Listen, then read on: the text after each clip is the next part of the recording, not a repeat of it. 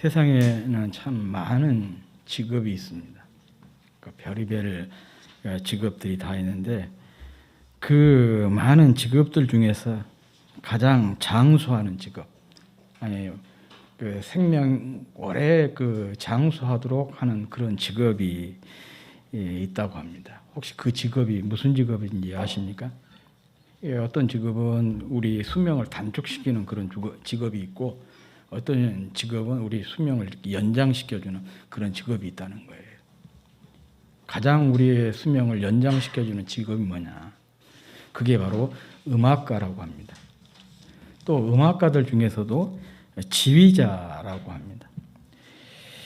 카라얀 스토콥스키라고 하는 분이 있는데 이게 세계적인 지휘자 아니겠습니까? 근데 이런 사람을 비롯해서 대부분의 그 지휘자들이 90세 정도의 장수를 누렸다고 해요.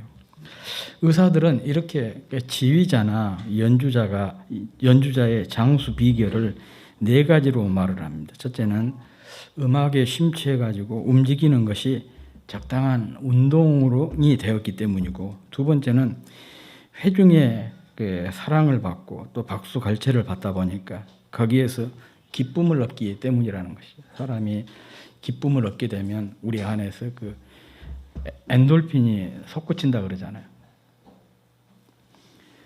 또 뭔가에 감격을 하게 되면 엔돌핀보다 약 한 5,000배, 6,000배가 또 나은 그 다이돌핀이 또 솟아난다고 하지 않습니까?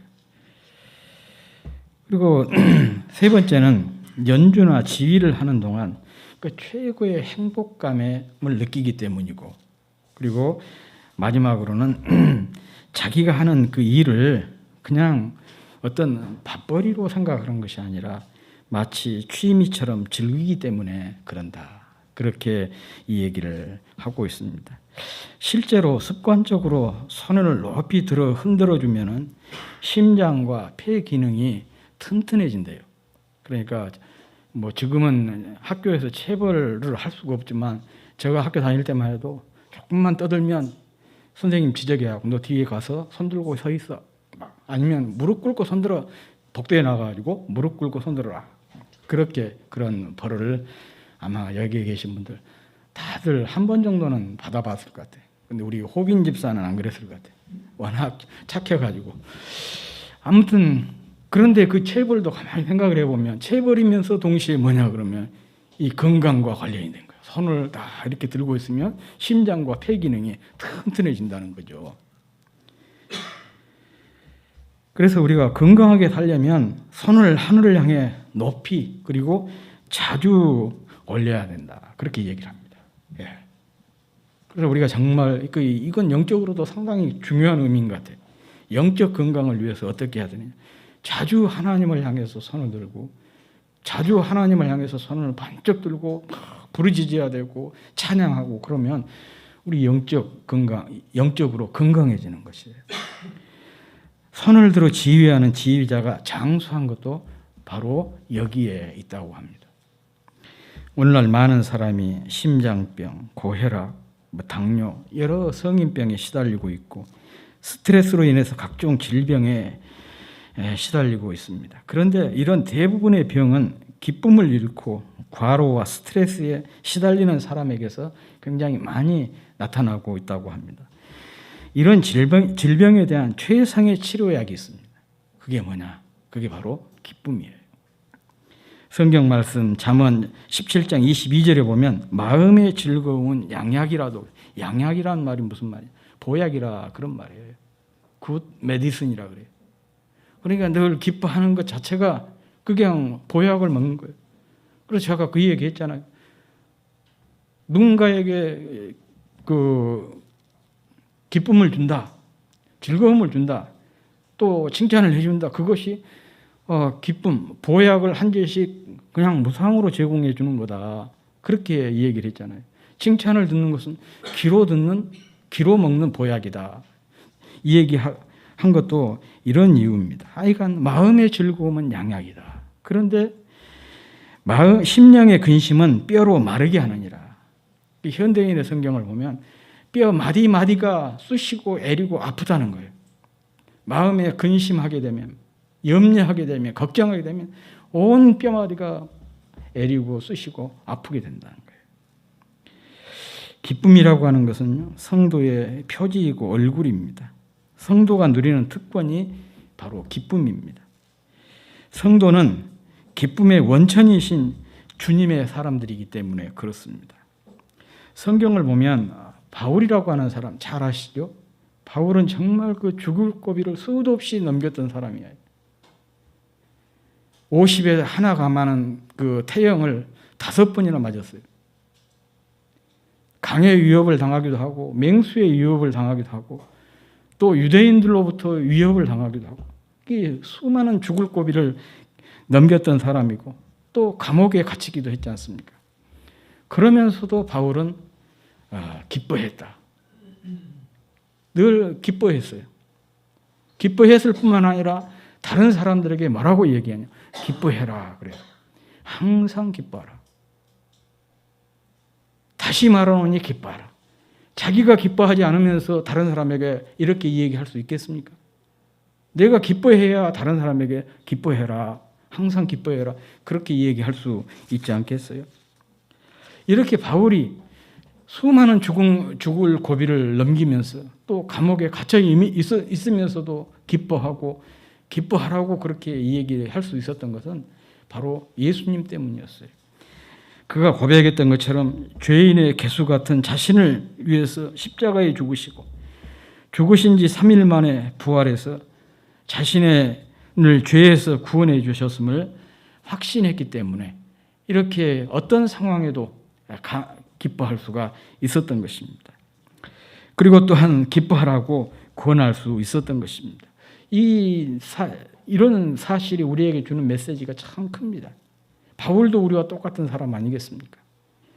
바울이 이런 상황에서 이렇게 기뻐하고 기뻐할 수 있었고 기뻐하라고 했다면 우리도 얼마든지 기뻐할 수 있는 그런 사람들이에요. 또 기뻐해야 될 그런 사람들 아니겠습니까? 그런데 현실적으로 우리의 삶을 딱 쳐다보면 그렇지 못한 경우가 왕왕 있잖아요. 왜 바울은 기뻐했는데 우리는 기뻐하지 못할까? 그것은 바로 기쁨을 빼앗아가는 장애물 때문이라 어떤 분이 그렇게 얘기를 하더라고요. 그리고 무엇이 기쁨을 빼앗아가는 장애물인가? 그러면서 4가지를 얘기를 했어요. 그 첫 번째가 험악한 환경이다. 사람은 환경에 지배를 받지 않습니까? 환경이 너무 힘들고 어려우면 자연스럽게 기쁨을 잃게 된다는 것이죠. 충분히 우리가 공감할 수 있는 그런 내용이죠. 두 번째는 가시 같은 사람이에요. 사람은 기쁨을 주는 동시에 또 아픔도 주고 고통도 주는 그런 존재 아니겠습니까? 그런데 대부분 누구에게 이렇게 어려움을 당하냐? 가까운 사람들에게 어려움을 당해요. 멀리 있는 사람들은 이제 우리에게 상관이 없죠. 가까이 있는 사람들에게 고통을 받고 함께 이렇게 신앙생활하는 신앙 공동체 사람들에게 때문에 기쁨을 잃을 때가 참 많이 있습니다. 그래서 가시 같은 사람. 세 번째는 이 연기처럼 스물스물 피어오르는 마음의 근심, 걱정, 염려. 또 이것 때문에 사람들이 기쁨을 잃게 된다는 거예요. 참 흔히 현대인의 가장 큰 적을 염려라고 얘기합니다. 근심이라고 해요. 걱정이라고 그래요. 어떻게 그것을 알 수가 있냐 그러면 요즘 가장 많이 팔린 약이 뭐냐? 신경 안정제라네요. 가장 많이 팔린 약이 신경 안정제. 그만큼 사람들의 삶이 불안하고 걱정스럽고 염려가 가득 차 있다는 그런 얘기 아니겠습니까? 엄청난 양의 신경 안정제가 팔리고 있고 그래서 어느 시대보다도 환각제를 많이 찾는다고 합니다. 어느 시대보다도 잘 살고 편리하고 편안함에도 걱정과 염려가 많기 때문에 그런 것이죠. 그래서 현대인의 삶이 기쁨과 거리가 멀다. 그렇게 정의를 합니다. 그리고 마지막으로 4번째는 항상 부족한 돈이에요. 자본주의 시대에 가장 편리하고 효과적인 도구가 돈 아니겠습니까? 돈만 있으면 못할 일이 거의 없는, 소위 말하면 물질 만능 시대입니다. 우주여행도 가능하고 수명까지, 사람의 수명까지 대폭적으로 늘릴 수가 있게 됐어요. 제가 어느 미래학자의 책을 봤는데 현재 현대인들이 가지고 있는 기술력으로 현대인의 생명을 200년까지 늘리는 것은 이제 상식이 되었다 그래요. 그분 얘기는 그래요. 적어도 500살까지는 늘릴 수가 있을 것이다. 왜 그러냐면 인간의 살고 싶어하는 욕구, 두 번째는 기술, 발달된 기술, 그리고 자본력, 이 세 가지가 합쳐져 가지고 적어도 인간의 수명을 500년까지는 늘릴 것이다. 500년 살면은 영원히 사는 것이나 다름없는 거 아니겠습니까? 그러다 보니까 물질에 대한 욕구도 많고 물질로 인한 스트레스도 클 수밖에 없고, 그래서 마음의 여유를 잃고 기쁨을 잃어버린 것입니다. 물론 이 네 가지가 기쁨의 장애물인 것은 분명합니다. 그렇지만 어디까지나 이런 것들은 피상적인 이유이고 더 근본적인 이유가 있습니다. 그게 뭐냐? 바로 믿음입니다. 믿음이 없기 때문에, 믿음이 적기 때문에.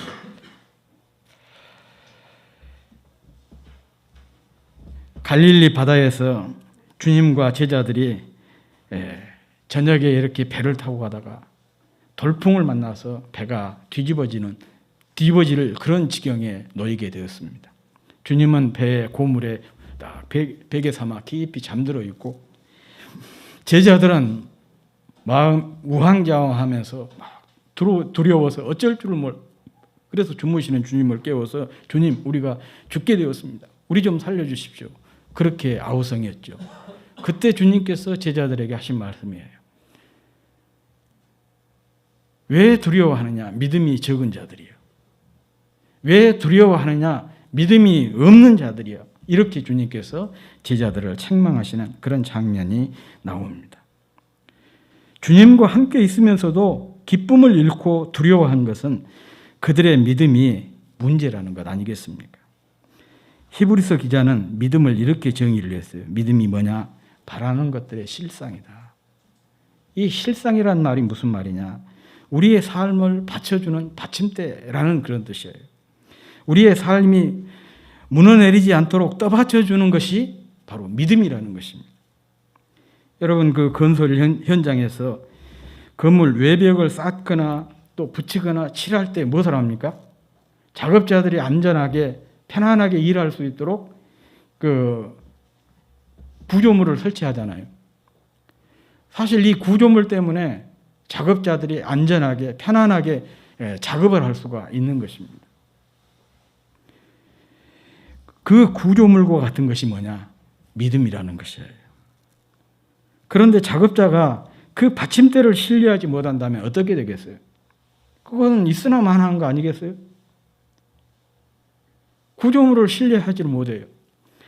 그러면 거기에서 염려와 불안 때문에 제대로 작업을 할 수가 없는 것입니다. 우리가 사는 세상도 건설 현장과 다르지 않습니다. 곳곳에 많은 위험이 도사리고 있어서 잠시도 마음을 놓을 수가 없는 것이 우리가 살아가는 현실입니다. 이런 불안한 현실에서 우리의 삶을 안전하게 지탱해주는 받침대가 무엇이냐? 그게 바로 믿음이라는 것입니다. 안타까운 것은 우리에게서 이 믿음이 늘 제대로 작동하지를 않는 거예요. 그러니까 믿는다고 하면서도 늘 불안하고 염려하고 또 이 마땅히 가져야 될 기쁨을 누리지를 못하고 살아가고 있는 것입니다. 그러므로 신앙생활이 뭐냐? 믿음이 제대로 작동하도록 하는 것이 바로 신앙생활입니다. 그리고 믿음이 잘 작동하게 하려면 이 영적인 감각을 깨워야 됩니다. 그리고 이 영적인 감각을 깨우는 방법 중에 하나가 바로 찬양입니다.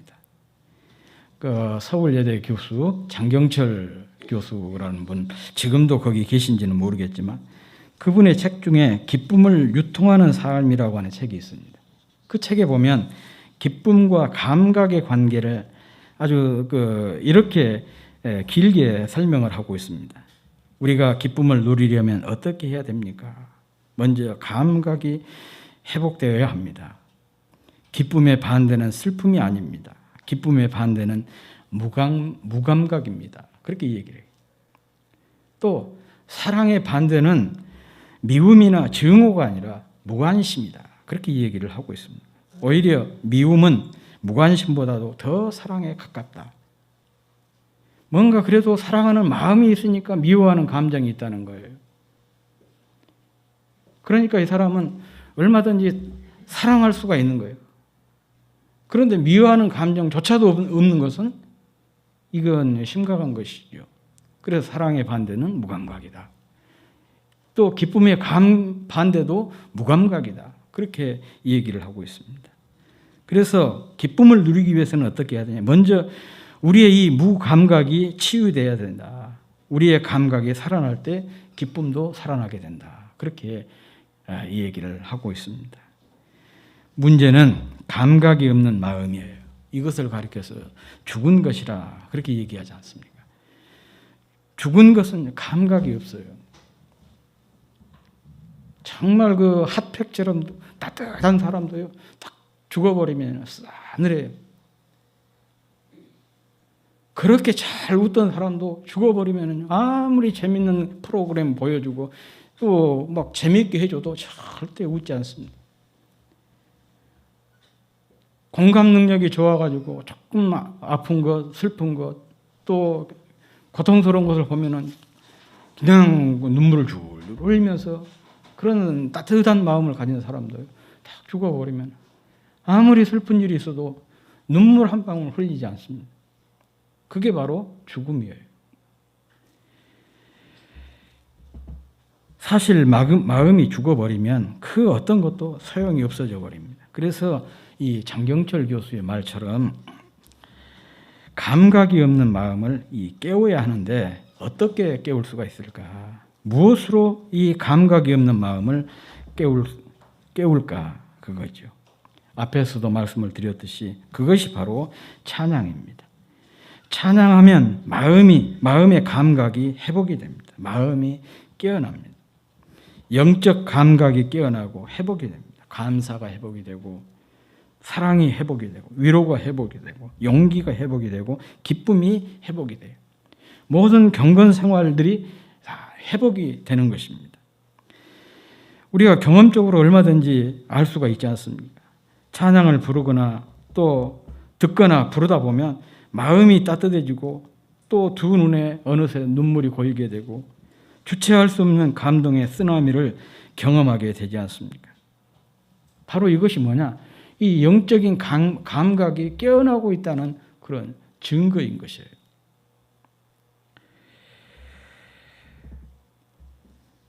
그래서 우리에게 참 중요한 것이 찬양이다. 열심히 찬양하는 것이 그렇게 중요하다. 또 찬양을 부지런히 듣는 것이 그렇게 중요하다.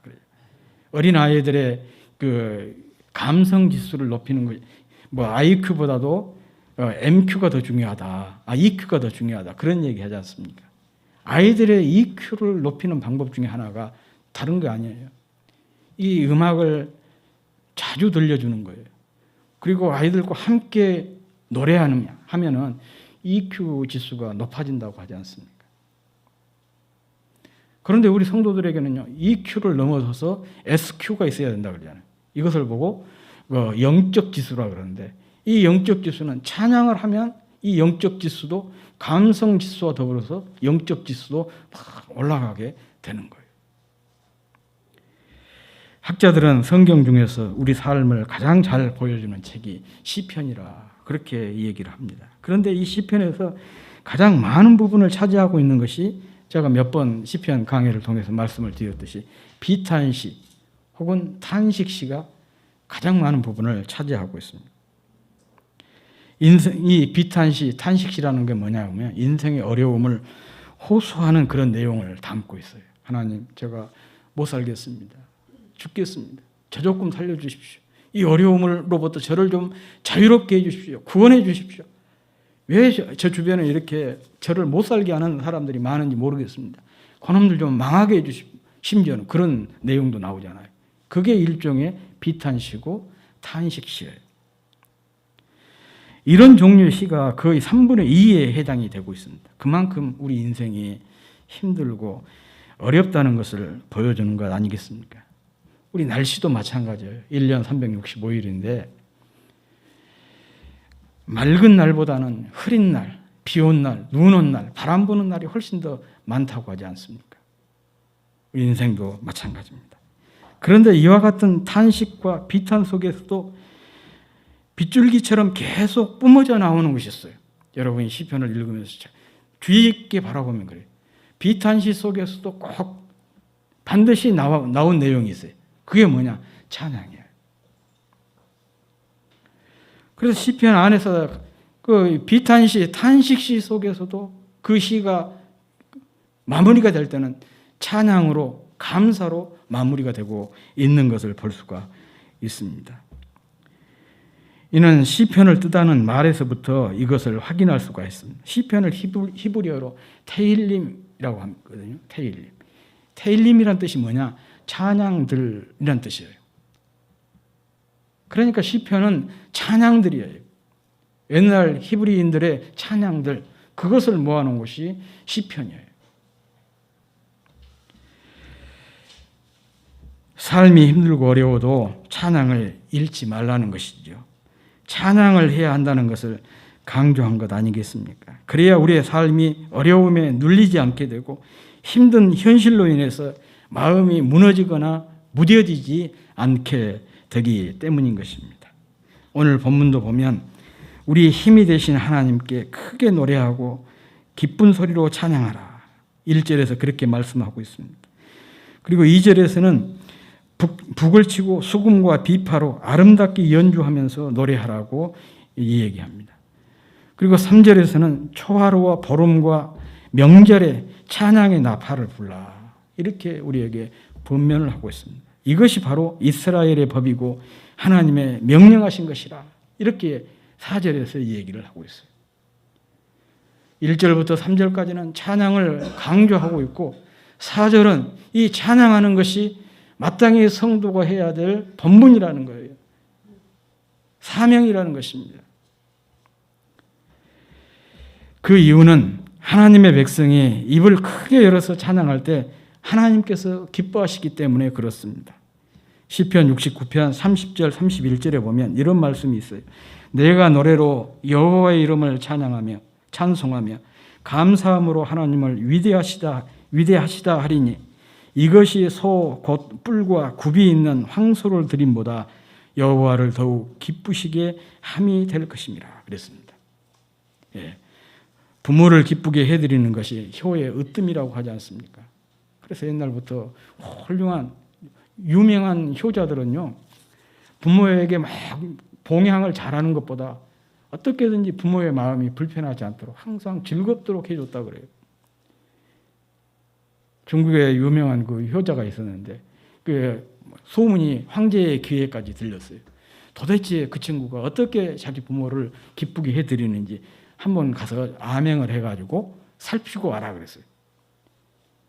가서 보니까 찢어지게 가난해요. 그런데 이 아들이 나이가 70이 넘었는데 색동옷을 입고 있는 거예요. 그리고 이제 밖에 나가다 들어와가지고는 갑자기 자기 부모님이 마루에 앉아 있는데 마당에 주저앉아가지고 막 애기들이 그 때를 쓴 것처럼 발을 비비면서 막 울잖아요. 우는 흉내를 내니까는 이 자기 어머니 아버지가 이빨은 다 빠져갖고 막 배꼽을 잡고 웃은 거예요. 하는 일은 그것밖에 없어요. 그런데 그것을 황제에게 보고를 했더니 황제가 말하거든요. 진짜 그 사람이 효자다. 무엇을 좋은 옷을 입혀드리고 해드리고 고기를 반찬을 해드린 것이 아니라 부모가 좋아하는 일을 한 거예요. 70살 노인이지만은 색동옷 입는 거 좋아하니까 색동옷을 입고 다니는 것이고 부모 앞에서 막 때를 쓰고 어린 양을 부리고 막 그것을 좋아하니까 그렇게 하는 거예요. 얼마나 연달입니까? 노인이 발을 비비면서 그렇게 막 때를 쓰는 것이. 그런데 자기 부모가 좋아하니까 기뻐하니까 조금이라도 기쁘게 해드리기 위해서 그렇게 한다는 거예요. 그래서 동양에서 효의 으뜸이 뭐냐? 부모의 마음을 기쁘게 해드리는 거다. 그렇게 얘기를 하고 있는데 마찬가지입니다. 우리가 하나님을 잘 섬기는 건 역시 하나님을 기쁘시게 해드리는 거예요. 하나님을 기쁘시게 해드리는 것이 뭐냐? 바로 찬양이에요. 시편 69편에서 그랬지 않습니까? 이렇게 하나님을 찬양하는 것이 소 곧 뿔과 굽이 있는 황소를 드리는 것보다 하나님을 더욱 기쁘시게 함이 될 것이다. 그렇게 말씀하고 있습니다. 특히 입을 크게 열어서 찬양한다는 것은 입을 큰 소리로 찬양한다는 뜻도 있지만 간절히 찬양하고 기쁘게 즐겁게 찬양한다는 그런 뜻이에요. 우리 그렇지 않습니까? 기쁜 일, 좋은 일이 있으면 입이 절로 벌어지잖아요. 좋은 일 있으면 감출 수가 없어 막 입이 벌어. 그러면은 뭐 좋은 일 있어? 우리 그렇게 물어보지 않습니다. 정말 우리가 이렇게 기쁘고 즐거운 마음으로 간절히 하나님을 찬양을 할 때 하나님께서 그 입을 은혜로 채워주시고 기쁨으로 채워주시고 감사로 채워주시고 여러 찬양의 은혜와 복으로 채워주십니다. 찬양의 유익과 복은 정말 헤아릴 수가 없습니다. 우선 찬양하면 영적으로 힘을 얻게 돼요. 영적 근육이 튼튼해지게 됩니다. 어려운 현실과 상황을 넘어서는 은혜를 경험하게 됩니다. 또한 마음의 근심과 걱정이 달아나고 기쁨이 솟아나고 평안이 찾아오게 되는 것입니다. 찬양은 흑암을 뚫고 견고한 장애물을 파괴시킵니다. 사단의 진지를 무너뜨려서 악한 세력을 쫓아내고 우리를 위기에서 건져내는 구원의 열쇠입니다. 또한 주님의 평안과 기쁨으로 충만히 채우는 비결이고 삶의 활력을 얻는 최고의 건강 비결입니다. 무엇보다도 우리가 입을 크게 열고 찬양할 때 이곳에 하나님의 영광이 임하고 부흥의 파도가 밀려오게 됩니다. 모쪼록 찬양의 입을 크게 열어서 일상에서, 가정에서, 그리고 교회에서 찬양함으로 찬양의 유익과 은혜와 복을 경험하는 우리 모두가 되었으면 좋겠습니다.